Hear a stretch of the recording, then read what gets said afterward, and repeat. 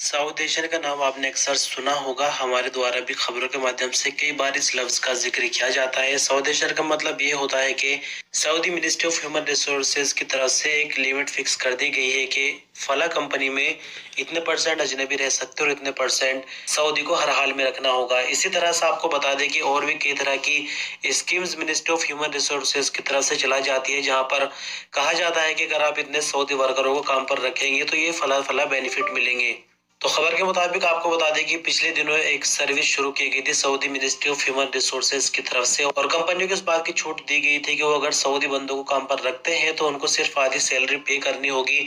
लेकिन आपको बता दें कि कुछ कंपनियों ने मिनिस्ट्री की वेबसाइट पर जो डेटा अपलोड किया है वो फर्जी निकला, यानी ऐसे लोगों की एंट्री भी उसके अंदर की गई जिनको इस बारे में कोई भी इल्म नहीं था, यानी कि वो बंदे किसी कंपनी में काम करते हैं ऐसा उनको बिल्कुल भी इल्म नहीं था। जब चेकिंग की गई तो पता चला कि जिन लोगों के नाम लिखे गए हैं कंपनी की तरफ से मिनिस्ट्री की वेबसाइट पर, वो नौकरी करते ही नहीं है। यानी एक तरह से झूठा डेटा मिनिस्ट्री की वेबसाइट पर अपलोड करके और बेनिफिट लिया जा रहा था। तो इसी के चलते अब चेकिंग की कार्रवाई सख्त कर दी गई है, और चेकिंग के दौरान कहीं अगर कोई वायलेशन इस तरह का पाया जाता है तो कंपनी के खिलाफ कार्रवाई भी होगी और जुर्माने वगैरह भी लगाए जाएंगे। और रही बात सऊदी एशियन की, तो जितनी छूट सऊदी गवर्नमेंट की तरफ से दी गई है अजनबी और सऊदी वर्कर रखने के लिए, उसी के हिसाब से बंदे काम पर रखने होंगे। सऊदी अरब के मिनिस्टर ऑफ हेल्थ ने लोगों की सुविधा के लिए हेल्थ मिनिस्ट्री की कई ऐप को सेहती के अंदर ही मर्ज कर दिया है। इससे पहले हेल्थ मिनिस्ट्री की 3 ऐप, जिनमें सेहा, ततमाइन और मोइद एप्लीकेशन अलग अलग तरह के काम करती थी।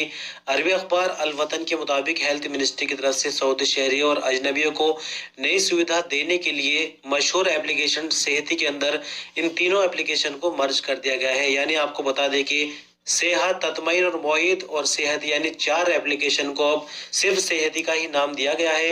हेल्थ मिनिस्ट्री का आगे कहना है कि तीनों एप्लीकेशन पर जो सुविधाएं मिलती थी वो सब अब सेहती ऐप पर ही मिलेंगी, यानी लोगों को कई तरह की एप्लीकेशन अब अपने फोन में रखने की जरूरत नहीं होगी। सेहती एप्लीकेशन इन सब एप्स की जगह काम करेगी। सऊदी हज एंड उमरा मिनिस्ट्री का कहना है कि विजिट और टूरिस्ट वीजे पर आने वाले सऊदी अरब के अंदर 3 शर्तों को अगर पूरा करते हैं तो उमरा परमिट ले सकते हैं। आज वेब न्यूज के मुताबिक हज मिनिस्ट्री ने ट्विटर पर इस हवाले से जानकारी देते हुए कहा कि विजिट और टूरिस्ट वीजा रखने वाले सऊदी अरब आने के बाद 3 शर्तों को पूरा करेंगे, जिसमें सबसे पहले ये है कि मिनिस्ट्री ऑफ इंटीरियर की वेबसाइट अबशिर पोर्टल पर रजिस्टर करना होगा। हज मिनिस्ट्री ने आगे कहा कि आने वाले जायरीन और टूरिस्ट मिनिस्ट्री के पोर्टल पर एतमरना से परमिट जारी कराने के लिए भी खुद को रजिस्टर करेंगे। अबशिर अकाउंट और तवक्कल ऐप में रजिस्टर कराने के बाद उनका इम्यून होना भी जरूरी है। आपकी जानकारी के लिए बता दें कि कोरोना वायरस की वजह से उम्रा अदा करने के लिए एतमरना तवक्कल ऐप के जरिए उम्रा परमिट लेना हर एक के लिए जरूरी है, चाहे वो सऊदी अरब में रहने वाला हो या फिर खारजी हो। सऊदी अरब की फूड एंड ड्रग अथॉरिटी ने सऊदी अरब के अंदर बनने वाले प्रोडक्ट या फिर इंपोर्ट होने वाले सभी तरह के प्रोडक्ट, खाने पीने की चीजों पर एक नई पाबंदी लगा दी है, जिससे आम लोगों को काफी फायदा मिलने वाला है। जी हाँ दोस्तों, आपको बता दें कि जैसा आपने अक्सर देखा होगा चिकन वगैरह का पैकेट पर हलाल का स्टिकर लगा होता है, यानी एक तरह से सर्टिफिकेट होता है कि इसके अंदर जो गोश्त है वो पूरी तरह से हलाल है। अब यहाँ पर इस पाबंदी को और बढ़ा दिया गया है। डेयरी प्रोडक्ट पर भी हलाल लिखना होगा हर हाल में। साथ ही खाने पीने की जो भी ऐसी चीजें होंगी जिनमें चिकनाई वगैरह का इस्तेमाल होता है, यानी जहां पर बंदे को शक होता है कि ये हलाल है या फिर हलाल नहीं है, उस हर चीज पर हलाल सर्टिफिकेट दिखाना होगा। फिलहाल तो ये पाबंदी अभी शुरू नहीं हो रही, लेकिन इसी साल जुलाई के महीने से ये पाबंदी पूरी तरह से शुरू हो जाएगी, और जो इसका पालन नहीं करेंगे उनके खिलाफ कार्रवाई होगी। सऊदी हज एंड उमरा मिनिस्ट्री का कहना है कि सऊदी अरब के बाहर से उमरा पर आने वालों की वीजे की वैलिडिटी को नहीं बढ़ाया जा सकता। वीजा सिर्फ 30 दिनों का होता है, जिसमें आगे कोई गुंजाइश नहीं होती। आज वेब न्यूज के मुताबिक हज मिनिस्ट्री के ट्विटर पर किए जाने वाले एक सवाल के जवाब में पूछा गया था कि उमरा वीजा पर आने वाले क्या वीजा को बढ़ा सकते हैं। सवाल का जवाब देते हुए हज मिनिस्ट्री की तरफ से कहा गया है कि सऊदी अरब के बाहर से जो उमरा करने आते हैं उनकी वीजा की वैलिडिटी 30 दिन होती है, जिसमें किसी भी तरह की कोई गुंजाइश नहीं है उसके दिनों को आगे बढ़ाने के लिए।